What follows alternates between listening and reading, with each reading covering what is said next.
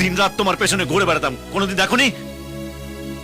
আরে মেয়েরা তো 1 কিলোমিটার দূর থেকে বুঝতে পারে কোন ছেলে তাকে দেখছে, আর তুমি অফিসে বসে সারাক্ষণ তোমাকে দেখছি, সেটা বুঝতে পারোনি?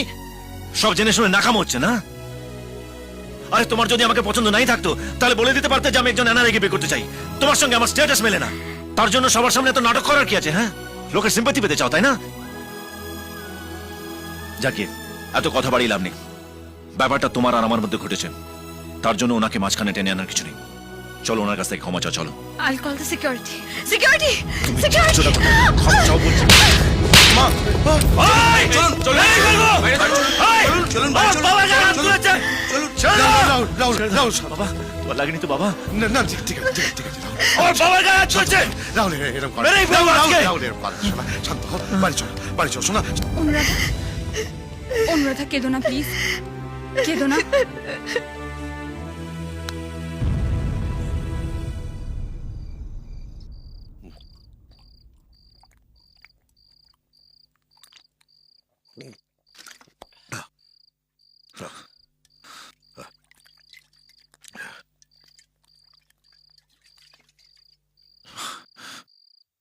আজকাল রোজ খাওয়া শুরু করেছো নাকি?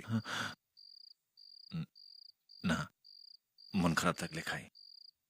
অভ্যেস করে ফেলো না যেন।